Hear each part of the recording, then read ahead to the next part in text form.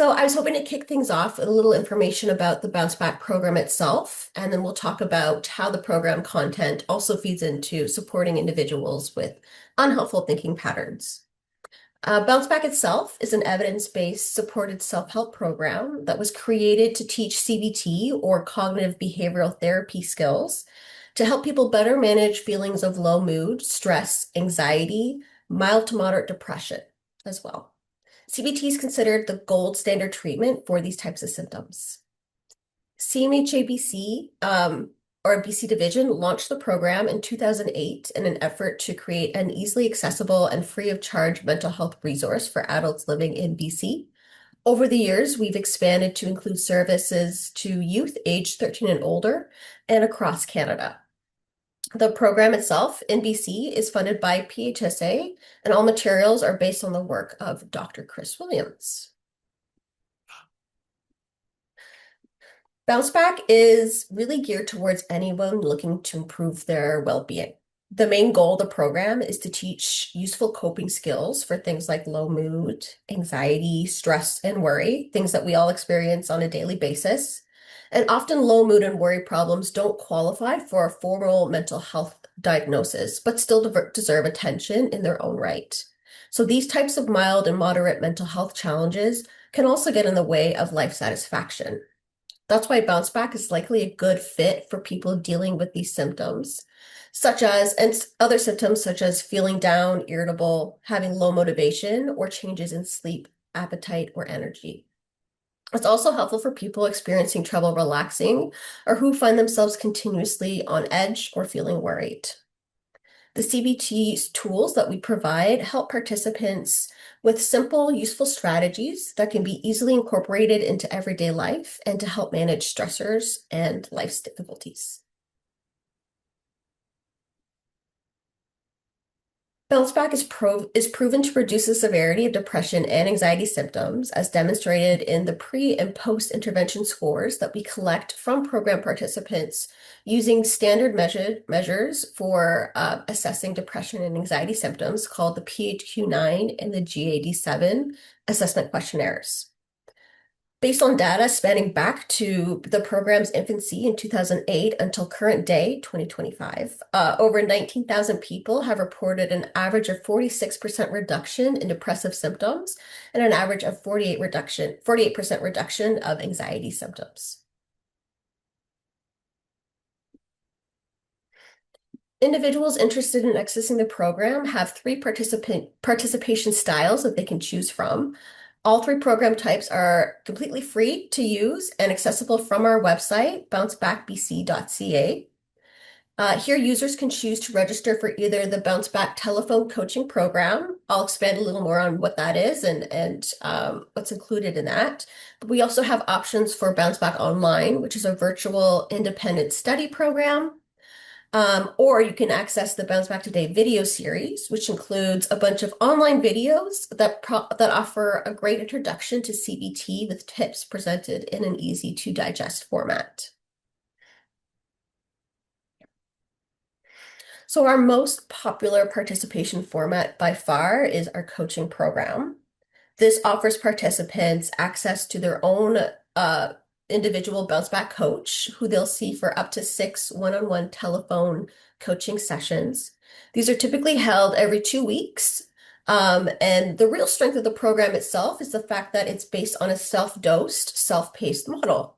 This means that individuals have full control over how many sessions they would like to have and which topics that they'd like to work on. The role of the coach itself is to provide support and encouragement for the participant along the way as they complete the program materials of their choosing. So sessions include a progress check-in to discuss learnings from the workbooks read between sessions and to clarify any major concepts. Coaches also guide participants with goal setting and planning tasks. The coach's real strength and ability comes from their willingness to bolster participant motivation and hold them accountable for plans that they set. Bounce Back Coaching in BC is currently also available in English, French, Mandarin, and Cantonese. The standard Bounce Back workbook series includes 20 different titles for participants to choose from. Topics covered include low mood and depression, worry, panic, or how physical illness impacts mental health. There are also workbooks that focus on more specific topics under the mental health umbrella that include things like unhelpful thinking patterns, sleep problems, developing better assertiveness skills, and improving interpersonal relationships. We also offer participants the choice of using the Living Life to the Full booklet series. Living Life to the Full is one of our sister programs that offers classes in mental health based off of these 9 workbooks. This collection is also authored by Dr. Chris Williams and offers the same general content and concepts found in the standard workbook, BounceBack workbook series. They're just delivered in a more condensed and simplified format. These booklets are offered in variations specifically for adult and youth populations, and they've also been translated to French, Punjabi, traditional Chinese, and simplified Chinese.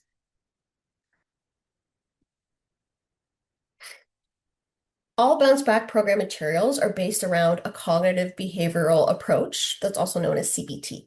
So, as the name suggests, the foundation of this approach is based on the way we think, hence cognitive, and the way we act, which is behavior. There are a number of ways CBT can be interpreted and applied within a mental health field. And in BounceBack, we teach these skills using Dr. Chris Williams' 5 areas approach. So the model here depicts the 5-area approach itself. The idea is that we have 5 areas in our lives. So these are made up of our thinking, our feelings, the way we behave, and our physical symptoms, as well as the overarching life situations that occur to and around us. So these areas are all interconnected and all affect each other. The goal of the 5 areas model is to demonstrate to participants how to use these connections to their advantage in order to boost how they feel through skills like planning, goal setting, and practical problem solving. And the main idea behind this model itself is when we're impacted in one area, it impacts the others. So when we're having moments in our lives, perhaps we're dealing with difficult situations, we're under a lot of stress, we can see that that is our area 1, and that will impact likely how we feel, how we think, the way that we behave and show up in our lives, and also react to others around us. We can also experience a lot of physical symptoms that might come along with that as well. But the benefit of a model like this is also depicting the fact that when we make a change in any area, whichever area we choose, the repercussions will also impact all the other areas as well. So we can pick any area we feel most comfortable making changes in. Maybe that would be our thinking, as we're going to talk about today, or perhaps behavior, changing a behavior that's not helping us in our lives. That will in turn impact all the other areas as well, making a reverberation of good choices that impact us in a lot of different ways. One of the strengths of the 5 areas assessment model is that it's a very malleable tool that can actually be used in a number of different ways. It can be used as an introspection tool, so to help us think about how we're feeling in the moment.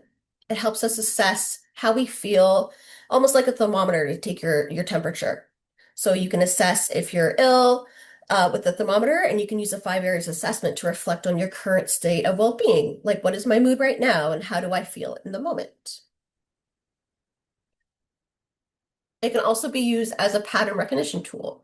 So why do I feel this way? The 5 areas can be used to understand why we feel the way we do by identifying the ongoing patterns of thoughts, feelings, physical symptoms, or behaviors that continue to disrupt our daily lives and understand ourselves better. So this is a really key step if we want to make changes. If we recognize that in times of stress, for example, maybe you have specific physical symptoms that arise that can be like a warning or an indicator to you that things are going a bit sideways, or it's time to check in. The 5 areas model can also be used as a goal setting tool to help us think about how can we make changes. The model can be used to select a target for change and then make positive changes. The general idea here is that because all those areas are connected, making a change in any particular area will ultimately impact the others. Typically, the first places where people tend to gravitate to make changes are area 2, our thinking, and area 5, behavior. However, there is no right or wrong place to start and make a change. For the remainder of today's presentation, we're going to explore how to make changes in area 2, altered thinking, and some ways to identify when our thinking is getting a little focused on the negative or not serving us in a positive way. Okay, so let's talk about practical strategies for building helpful thinking patterns. When we feel low or stressed, it can have a large impact on the way we think. During these times, you might find yourself feeling more likely to focus on worrying thoughts or fears, an increase in unhappy, negative thoughts that leave you feeling low and sad, having frustrated, angry thoughts about yourself or others, or you might notice yourself having all sorts of upsetting thoughts about how you feel, your current situation, or your future. So these are what we call unhelpful thoughts. The key here is to take control, or the key to taking control is noticing how common they are in your life and the styles that affect you most often. We can typically identify a thought as unhelpful because they tend to intensify negative emotions, feel true, even if they're not based in reality, or lead to unhelpful behaviors like avoidance, procrastination, and conflict. In BounceBack, we identify 7 common unhelpful thinking styles. These are made up of being your own worst critic. So this can entail being overly self-critical or biased against yourself, holding yourself to a higher standards than you would hold others around you. This can also involve assuming that you don't have the ability to cope with difficult situations or particular situations, or overlooking your own strengths and achievements. This can also involve having a negative mental filter.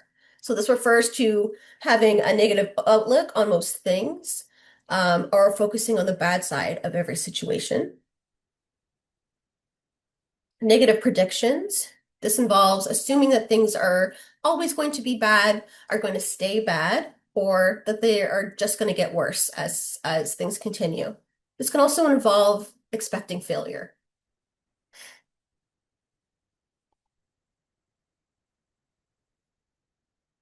Another common unhelpful thinking style that a lot of people experience is catastrophizing. So this involves jumping to the worst conclusion or focusing on worse outcomes that may happen, even though this might not be based on evidence.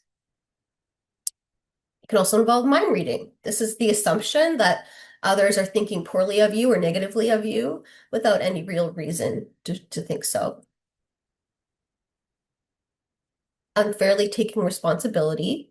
So this is feeling guilty about things that aren't necessarily your fault, or feeling responsible for other people when that's not really it was not really your responsibility to do so. Or making extreme statements or rules. So using words like always or never, setting rigid expectations also can be a part of this for yourself or for other people. But it's very important to recognize that we all experience these types of thoughts from time to time. The problem is when they become reoccurring or start to negatively impact our ability to live our daily lives. And that might be an indicator that it's time to make a change. So we're going to take a moment to do just an activity together. We're going to play a little game called Identify the Unhelpful Thinking Style, where a thought's going to come on the screen. We're going to use the poll feature in Zoom. So you can anonymously select what you think the best fit is, and then we'll talk about what the actual thinking style is and why it is.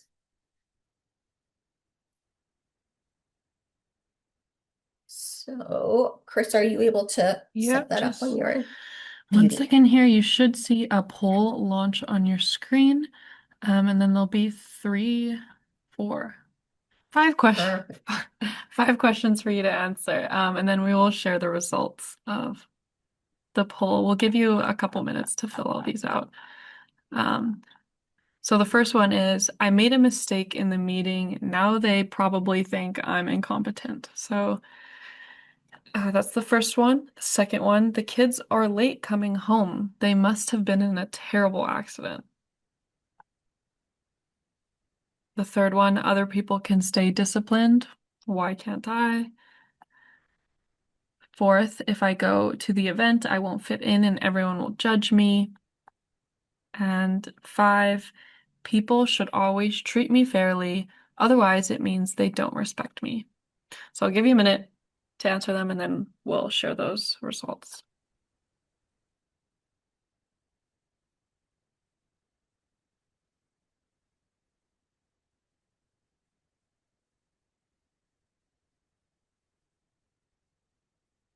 I feel like we should have the Jeopardy music in the background. Yeah, we need like the waiting song. Yeah. We need some Christmas carols going on. Oh, yeah. Yeah, Yeah, very festive. I'll give it another couple seconds here. I see some people are still deciding.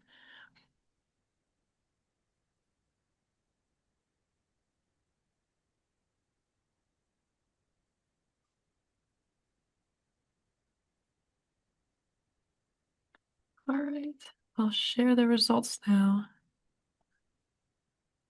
Perfect. Okay. So, Carissa, can people see on their end what the responses are as well? Yes, so everyone can see the answers. Great, great. So let's go through all five and chat about what the responses are. So for number one, the thought, I made a mistake in the meeting and now they probably think I'm incompetent. So this is great. I can see a split between negative prediction and mind reading. And in all honesty, like a lot of thoughts will fit into multiple categories, but I do think for this particular thought, I would also consider it to be mind reading because we're making an assumption of what other people are thinking, even though we have no evidence to support that assumption in itself. Thought number two was the kids are late coming home. They must have been in a terrible accident. So I can see the majority selected catastrophizing, which I would agree. I do think this would also fall into catastrophizing. So it's assuming the worst possible outcome has occurred and jumping to the worst conclusion. Number three, other people can stay disciplined. Why can't I? And the majority of people selected being your own worst critic, which absolutely, I think that's being biased against ourselves. Definitely likely overlooking past successes or achievements, and also holding yourself to a higher standard than others, because it's very unlikely that everybody around you is very highly disciplined all the time. But it's easy to put those rules on ourselves. Thought number four was if I go to the event, I won't fit in and everyone will judge me. So, yes, I think that it could fit into a variety of different columns here or thinking styles, but I agree with the majority. This would be a negative prediction. So, it's assuming that a future event is going to end poorly. When it hasn't happened yet, there's nothing to show that that's going to be the case. It's just an assumption that we're making about what's going to happen. And then finally, number five, the thought was people should always treat me fairly. Otherwise, it means they don't respect me. I would agree with the majority here that have selected making extreme statements or rules. I think we could qualify the rule of everyone should always treat me fairly as an extreme rule or statement because, there's a lot of variables that go into any situation why, or we might be assuming on our end that someone's not treating us fairly, even though maybe in the bigger picture there's more going on as well. So we can kind of consider that to be an extreme statement or rules. Although I do agree also, quite a few people selected negative mental filter. And I think that would also be an apt, I think, overlook of this thought as well of just having a negative slant on the situation itself. But overall, great job, everyone. I think more than anything, I wanted you to take an opportunity to think about different types of thoughts that occur and almost analyze them in the moment of being able to label what type of thought that is. So great job.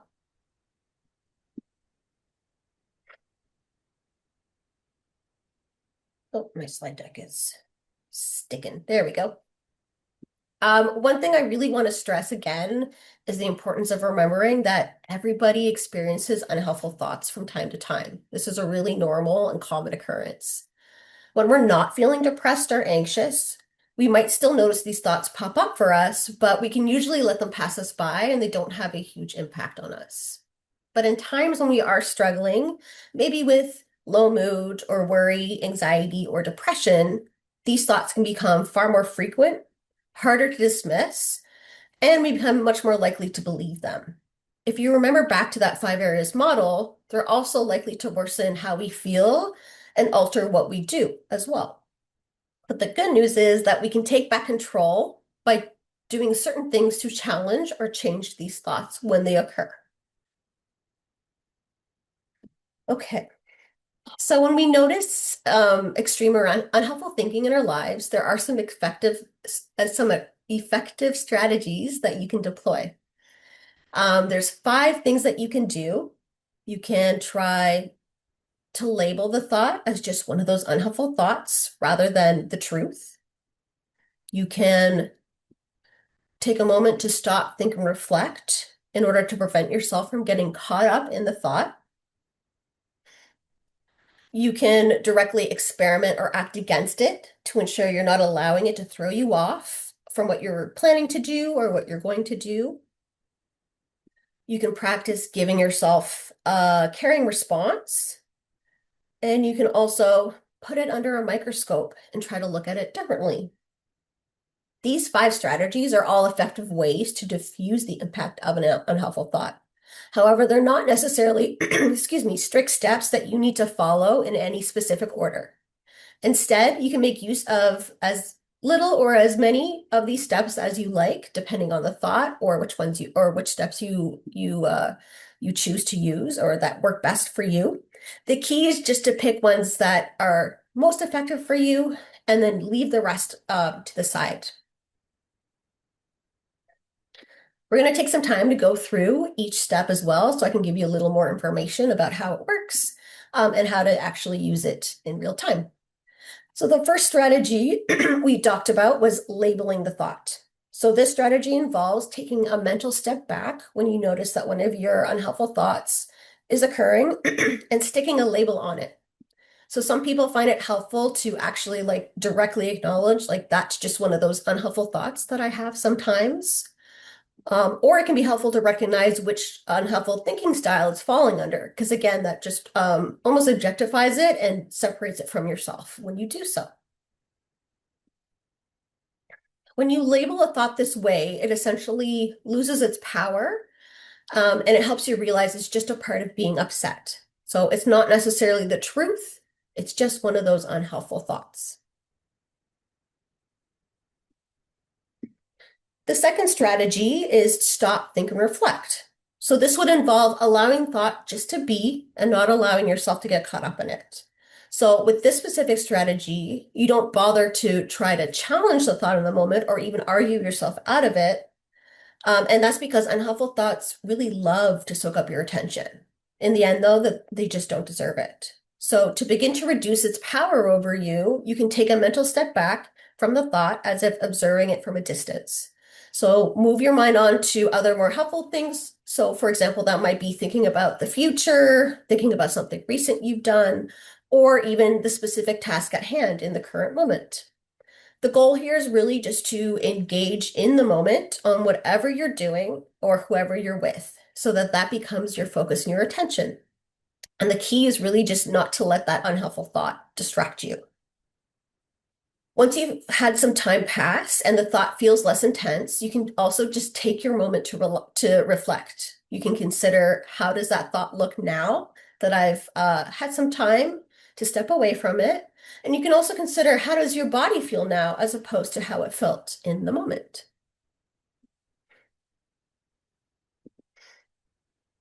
Strategy 3 is experiment. So the goal with this strategy is to remember that unhelpful thoughts and thinking worsens how you feel and alters what you do. So when you have an unhelpful thought, it may be pushing you to stop, reduce, or avoid something that you're doing or that you're going to do, leading to a loss of pleasure or achievement, or ignoring the important people around you. It also may be wanting you to respond unhelpfully. So picking coping strategies that are unhelpful, like drinking alcohol or lashing out at others around you. So these responses end up and will ultimately backfire and worsen how you feel in the long run. Even worse, if left unchecked, they can significantly weaken your confidence and restrict your life. So instead, you can make an active choice not to allow this to happen. This often means acting against the thought and choosing to live by your values and the things that are really important to you. So, by experiment, what we mean is if the thought is saying to do one thing, do the opposite and see what happens. Choose to react helpfully rather than unhelpfully, and choose not to be bullied by the thought into changing what you were going to do. So, if an extreme or unhelpful thought says, to not do something, do it. If it says you're not going to enjoy the party, don't bother going, go and see what happens. You might enjoy it and you might not, but you won't know until you actually go. So ensuring that that thought doesn't have the final say in what you actually do.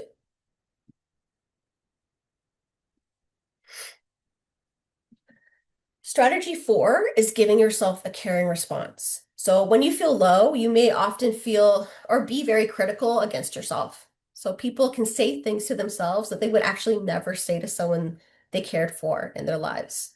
And they say it to themselves, often in a very angry, dismissive, or nasty tone. But if you take a moment to consider, if you had a friend who was troubled by a thought or worry, would you use those same types of words with them, or would you offer kind words to soothe or encourage them? You would likely be compassionate, in all honesty, so it's important to remember to give yourself that similar compassion and those encouraging words, because you deserve it just the same. You can also think about someone in your life who wholly and totally loves you and consider what they would say if they were here and you could talk to them. What words of encouragements would they say to you? You might choose a close person or relative, but regardless of who you choose as the person that you're envisioning, you need to know that that person, that the type of response that that person would give you would be unconditionally positive, caring, and supportive.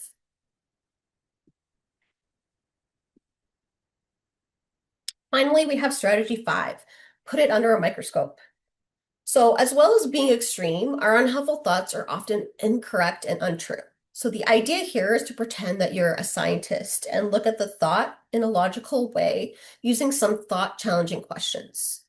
So, Dr. Chris Williams gives us 4 questions that we can use when we're putting our thoughts under a microscope. The first one is, how would you advise someone else? So it involves imagining what you would like or what it would be like if someone that you cared about, a friend or a relative, was having this thought. What advice would you give them? And then taking that helpful advice and giving it to yourself. The second one is, are you basing this on feelings or facts?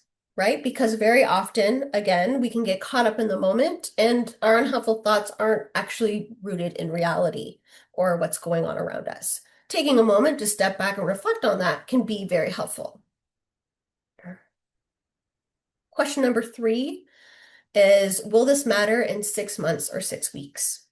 So this really helps us put our thought or worry into perspective. Like in 6 weeks or 6 months, will you even remember what the problem was? If it's not going to matter in 6 months, chances are it's probably not that important now, even though it might feel that way. And then strategy 4 is, are you being harder on yourself than others? So would you be as difficult or as hard on somebody else in your life dealing with the same situation? Are you applying a set of standards to yourself that you wouldn't hold others to? It's really important to take a step back and consider this in the moment and ensure that that unhelpful thought isn't really controlling the way that we see ourselves. The goal here is just to use these questions to change your perspective. So looking at an unhelpful thought from a different angle can effectively loosen its grip on you and detach it from how you feel, ultimately reducing its power over you. And so there you have it. 5 strategies for changing and challenging unhelpful thinking. So remember, the way you think can impact how you feel and how you behave. So gaining control over the cycle can have a really positive impact in various aspects of your life and your overall well-being. This is just one of many CBT skills that Bounce Back promotes within the program, and an important part of resilient mental health itself. Other topics that Bounce Back covers include, planning and goal setting, building helpful habits, doing things to boost how you feel, overcoming fear and avoidance behaviors, being assertive, sleep hygiene, and practical problem solving. If you're interested in learning more about the Bounce Back program, please visit our site, bouncebackbc.ca. For anyone interested in accessing the telephone coaching or independent study programs, you can also register through our self-referral portal on the same website.